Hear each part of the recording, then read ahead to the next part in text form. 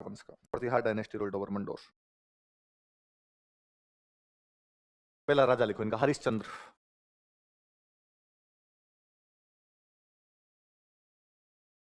हरिश्चंद्र।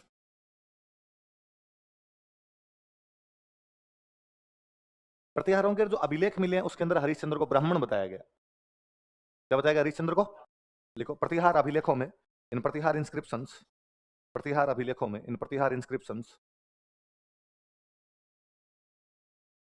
हरिश्चंद्र को ब्राह्मण बताया गया है। हरिश्चंद्र इज रेफर्ड एज ब्राह्मण। हरिश्चंद्र को ब्राह्मण बताया गया है। हरिश्चंद्र इज रेफर्ड एज ब्राह्मण। हरिश्चंद्र को क्या बताया गया? स्टार लगाओ इस लाइन के। ये सवाल पूछा हुआ एक बार कि मंडोर के प्रतिहारों का संस्थापक हरिश्चंद्र क्या बताया गया? क्षत्रिय, ब्राह्मण, वैश्य और शूद्र। तो क्या बताया गया? ब्राह्मण। कहां पे ऐसा? प्रतिहारों के जो भी मंडोर अभी पढ़ेंगे, अभिलेख कौन कौन से, वो जो भी अभिलेख मिले उनके अंदर हरिश्चंद्र क्या है? ब्राह्मण बताया गया। इसकी उपाधि मिली है एक, रोहलिद्धि। लिख लो उपाधि, रोहलिद्धि। टाइटल, उपाधि क्या इसकी? रोहलिद्धि।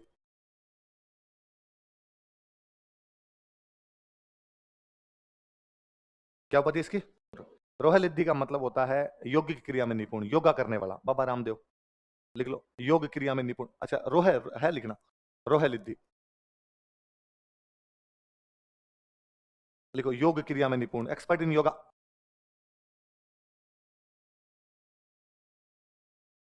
योग क्रिया में निपुण, एक्सपर्ट इन योगा। तो योगा में एक्सपर्ट होता है उसको क्या बोलते? क्या बोलते थे? रोहलिद्धि। तो कौन से एक प्रतिहार राजा को रोहलिद्धि बताया गया? कौन से को? मंडोर के प्रतिहारों की जितनी भी वंशावली मिलती है वो कहां से शुरू होती है?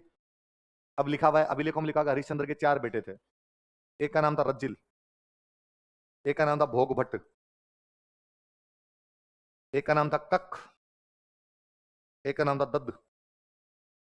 बताओ 4 कौन कौन है? रज्जिल, भोग भट्ट, कक और दद्द। क्या क्या नाम है दोबारा बोलो? कक और दद्द। मुझे लगा ठीक नाम।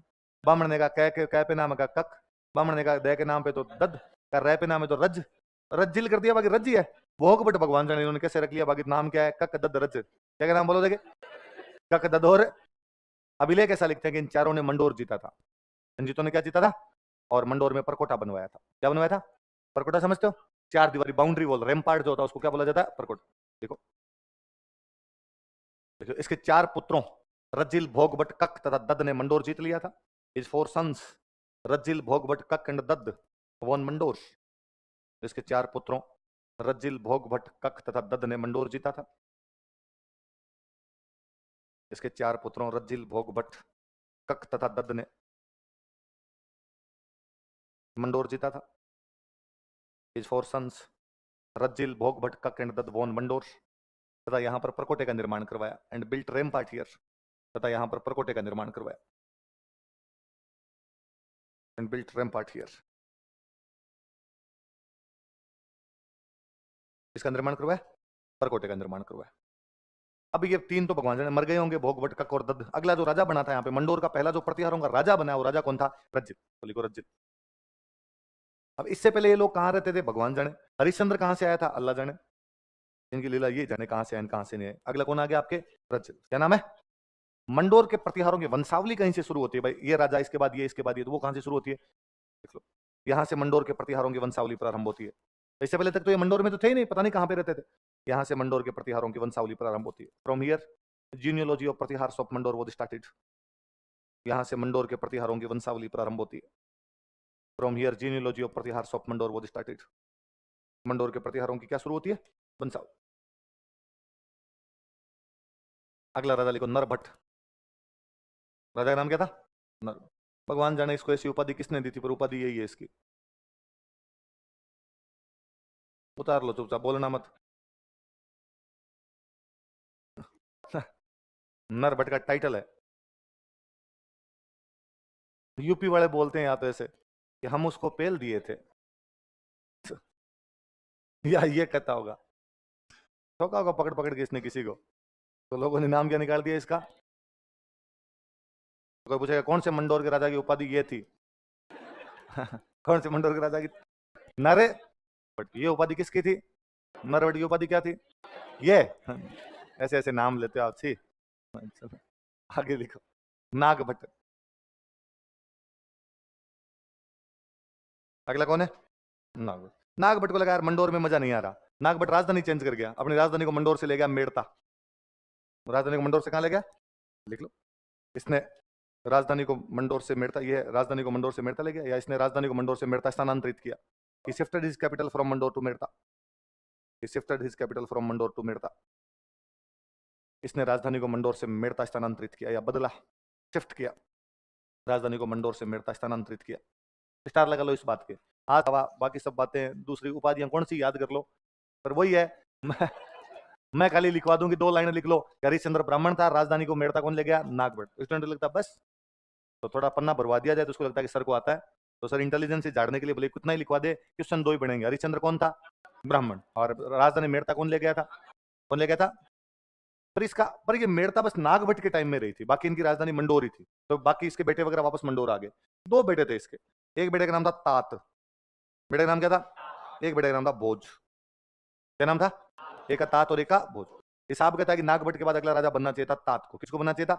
तात ने कहा कि नहीं, ये दुनिया, ये महफिल अपने काम की, इसने कहा मैं तो बाबा बनूंगा, और भोज को इसने बना दिया था राजा अगला। और ये मंडोर के आश्रम में रहता था। मंडोर में यहाँ पे मंडव्य आश्रम था। कौन सा आश्रम था? कहते हैं यहाँ किसी टाइम में मंडव्य ऋषि रहते थे। कौन से ऋषि रहते? तो मंडव्य ऋषि का आश्रम था, इसलिए नाम क्या पड़ गया इस जगह का? मंडोर। क्या नाम पड़ गया? मंडोर। लिखो। इसका बेटा तात सन्यासी बन गया था, इसका बेटा तात सन्यासी बन गया था। हिज सन तात बिकेम ए सेंट। इसका बेटा तात सन्यासी बन गया था। हिज सन तात बिकेम ए सेंट, तथा मंडव्य आश्रम में रहता था, एंड लिव्ड इन मंडव्य आश्रम। तो बेटा तो बन गया था बॉबी देओल, मंडव्य आश्रम, मंडव्य आश्रम में रहता था। कौन से आश्रम में रहता था? एंड ही लिव्ड इन मंडव्य आश्रम। लाइन छोड़ के लिखो। तात ने अपने छोटे भाई भोज को मंडोर का राजा बनाया था। Tat coronated his younger brother Bhoj as king of Mandore.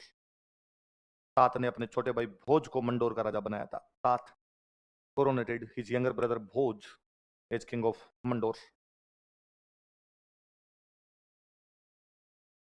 अपने छोटे भाई भोज को क्या बनाया था उसने? मंडोर का राजा। किसको बनाया? भोज। किसने? तात किसका बेटा था? नागभट्ट राजधानी कहां ले गया था? अगला लिखो सिलूक। अगला लिखो सिलूक। अगला राजा कौन है? इसने 2 जगह जीती थी, एक जगह नाम था तमणी, एक जगह नाम था वल। कौन कौन सी 2 जगह जीती थी बताओ? देखिए, तमणी और वल। तमणी बोलते हैं फलोदी को, वल बोलते हैं जैसलमेर को। तमणी किसको कहते हैं? फलोदी। वल किसको कहते हैं? लिख लो। इसने तमणी तथा वल को जीता था। ही वॉन तमणी एंड वल। लिख लेना, तमणी के कोष्टक में फलोदी, वल के कोष्टक में जैसलमेर। इसने तमणी तथा वल को जीता था। ही वॉन तमणी एंड वल। अब देख लो प्रतिहार कितने पुराने हैं। जिस टाइम में फलोदी को क्या बोलते थे? तमणी।